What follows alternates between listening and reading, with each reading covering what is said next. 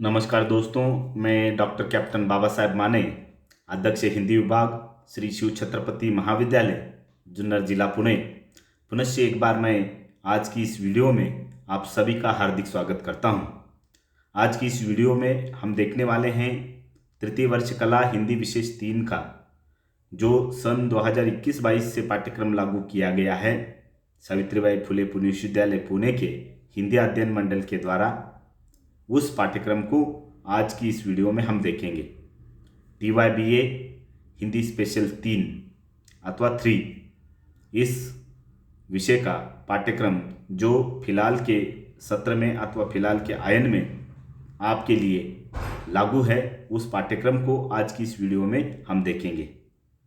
तृतीय वर्ष कला हिंदी विशेष 3 पंचम आयन अर्थात 5th सेमेस्टर। जैसे कि मैंने पिछली वीडियो में आपको बता दिया था कि TYBA का ये जो साल है उस साल को 2 आयनों के अंतर्गत विभाजित किया है। पूरे के पूरे पाठ्यक्रम को 2 आयनों के अंतर्गत विभाजित किया है। फिलहाल जो आयन चल रहा है अथवा फिलहाल जो सत्र चल रहा है उसको कहते हैं पंचम आयन अथवा 5th सेमेस्टर, और इसके बाद वाला जो सत्र होगा उसको कहते हैं 6th सेमेस्टर अथवा षष्ठ आयन। तो पंचम आयन का पाठ्यक्रम आज की इस वीडियो में हम देखेंगे जो तृतीय वर्ष कला हिंदी विशेष 3 का पाठ्यक्रम है। जैसे कि आपने देखा ही होगा कि स्पेशल विषयों के लिए डिसिप्लिन स्पेसिफिक इलेक्टिव कोर्स इस प्रकार के एक कोर्स है अथवा एक नाम दिया गया है। तो उस नाम के साथ पंचम आयन का तृतीय वर्ष कला हिंदी विशेष 3 का जो पाठ्यक्रम है उस पाठ्यक्रम का शीर्षक है हिंदी साहित्य का इतिहास। अभी संपूर्ण हिंदी साहित्य के इतिहास का अध्ययन इस आयन के अंतर्गत आपको नहीं करना है, बल्कि हिंदी साहित्य के इतिहास के अंतर्गत जो आदिकाल है, भक्तिकाल है और रीतिकाल, इन 3 कालों के विभिन्न सारे कवि, इन 3 कालों की साहित्यिक प्रवृत्तियाँ, इन 3 कालों के विभिन्न सारे रचनाकार जो प्रमुख प्रमुख रचनाकार हैं उनका अध्ययन आपको पंचम सत्र के पाठ्यक्रम के अंतर्गत करना है। इस पंचम सत्र के अथवा पंचम आयन का जो पाठ्यक्रम है उसके लिए 3 के साथ और एक क्रेडिट जोड़ दिया है, यानी पूरा का पूरा पाठ्यक्रम जो है 3 क्रेडिट का है और एक अतिरिक्त क्रेडिट इसके लिए जोड़ दिया है। वह अतिरिक्त क्रेडिट किस लिए है इसका ब्यौरा मैं बाद में आपको बता दूंगा अथवा दे दूंगा। तो चलिए सबसे पहले हम देखते हैं कि इस पाठ्यक्रम को बनाते समय जो इस पाठ्यक्रम को बनाने वाले हैं उन्होंने कौन कौन से उद्देश्य सामने रखे थे, उन उद्देश्यों को। तो सबसे पहले आइए देखते हैं उद्देश्य। पहला उद्देश्य है हिंदी साहित्य के इतिहास का परिचय देना, यानी आप सभी छात्रों के लिए हिंदी साहित्य के इतिहास का परिचय देना, ये इसका एक प्रमुख उद्देश्य है। दूसरा इसका प्रमुख उद्देश्य है इस पाठ्यक्रम का हिंदी साहित्य इतिहास के काल विभाजन और नामकरण का परिचय देना, यानी हिंदी साहित्य के इतिहास के अंतर्गत जो काल विभाजन विभिन्न सारे विद्वानों के द्वारा किए गए हैं उनसे आपको परिचित कराना। साथ ही साथ विभिन्न सारे विद्वानों ने हिंदी साहित्य के विभिन्न कालों को अलग अलग नाम दिए हैं, तो उन नामों से भी आपको परिचित कराना, ये भी इस पाठ्यक्रम का एक उद्देश्य है। तीसरा उद्देश्य जो है वह इस प्रकार का है कि आदिकालीन, भक्तिकालीन, रीतिकालीन प्रमुख साहित्यिक प्रवृत्तियों, रचनाकारों और रचनाओं से आपको परिचित कराना, यानी आदिकाल की साहित्यिक प्रवृत्तियाँ कौन कौन सी हैं, उनमें कौन से प्रमुख रचनाकार हुए, उनकी कौन सी प्रमुख रचनाएं हैं, उनसे परिचित कराना। भक्तिकाल के संबंध में भी भक्तिकालीन साहित्यिक प्रवृत्तियाँ जो प्रमुख प्रवृत्तियाँ लक्षित होती हैं उन प्रवृत्तियों से आपको परिचित कराना।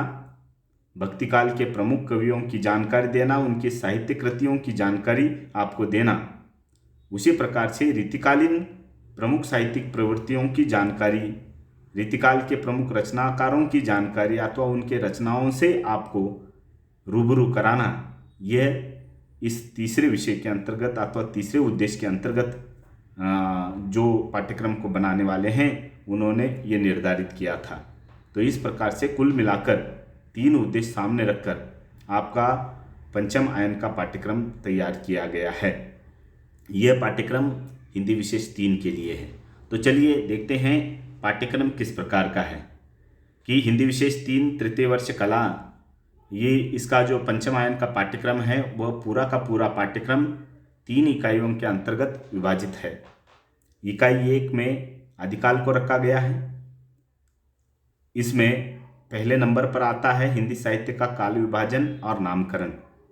हिंदी साहित्य का काल विभाजन कौन कौन से विद्वानों ने किया है, आदिकाल का काल विभाजन कौन कौन से विद्वानों ने किया है, साथ ही साथ भक्ति काल का विभाजन किस प्रकार से हुआ है, रीतिकाल का विभाजन किस प्रकार से हुआ है, नामकरण किस प्रकार से दिए गए हैं, अलग अलग नामकरण कैसे कौन कौन से विद्वानों ने किया है, इन सारी बातों की जानकारी आपको आपके अध्यापकों के माध्यम से भी दी जाएगी और आपको भी विभिन्न सारी किताबों के माध्यम से उस जानकारी को पढ़ना है, उसका अध्ययन आपको करना है।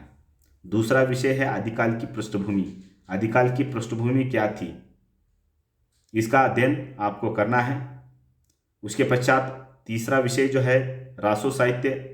रासो साहित्य में प्रमुखता से रासो साहित्य क्या है, रासो शब्द क्यों लगाया जाता है इस साहित्य के साथ, ये आपको जानना आवश्यक है। आपके अध्यापक इसके बारे में आपको बता देंगे और हिंदी साहित्य के इतिहास में जो विभिन्न विद्वानों ने हिंदी साहित्य का इतिहास लिखा है उनमें भी रासो शब्द के संदर्भ में अनेक चर्चाएं हुई हैं। उन चर्चाओं को आप अध्ययन के द्वारा पढ़ सकते हैं अथवा उन चर्चाओं को आप अध्ययन के द्वारा ग्रहण कर सकते हैं। तो उस प्रकार से रासो साहित्य, पृथ्वीराज रासो और उसके कवि चंद बरदाई जी का सामान्य परिचय भी आपको देखना है, इसका भी अध्ययन आपको करना है। चौथा विषय जो है इकाई 1 के अंतर्गत सिद्ध साहित्य और नाथ साहित्य। सिद्ध साहित्य किस प्रकार का है, नाथ साहित्य किस प्रकार का है, नाथों की संख्या कितनी थी और गोरखनाथ जी का साहित्यिक परिचय, इसका अध्ययन भी आपको इसी इकाई के अंतर्गत करना है, यानी पंचम आयन के पाठ्यक्रम में आपको इसका अध्ययन करना है। पांचवा जो इकाई 1 में पांचवा जो विषय है वह विषय है अमीर खुसरो की हिंदी कविता। अभी आदिकालीन कवि अमीर खुसरो जी ने विभिन्न सारी हिंदी में कविताएं, खास तौर पर पहेलियां वगैरह लिखी हैं, तो उन पहेलियों का अध्ययन आपको करना है।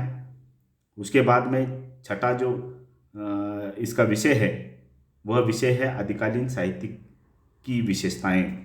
आदिकालीन साहित्य की विशेषताएं, अभी आदिकाल में जो साहित्य है उस साहित्य की प्रमुख कौन कौन सी विशेषताएं नजर आती हैं, यह भी किताबों में दिया गया है, हिंदी साहित्य के इतिहास की किताबों में दिया है। आपके अध्यापक भी आपको बता देंगे, तो इनका अध्ययन आपको करना है। उसके बाद इकाई 2 में भक्तिकाल को रखा गया है। इकाई 2 में जो भक्तिकाल निहित है उसमें प्रमुखता से पहला विषय जो है भक्तिकाल के उदय के सामाजिक सांस्कृतिक कारण, यानी भक्तिकाल क्यों उत्पन्न हुआ, उसके सामाजिक कारण कौन से थे उत्पन्न होने के पीछे और सांस्कृतिक कारण कौन से थे, उन सामाजिक और सांस्कृतिक कारणों का अध्ययन आपको इसी पंचम आयन के पाठ्यक्रम में करना है। उसके बाद में भक्ति आंदोलन का महत्व और पृष्ठभूमि, इकाई 2 के अंतर्गत का दूसरा विषय है भक्ति आंदोलन का महत्व और पृष्ठभूमि।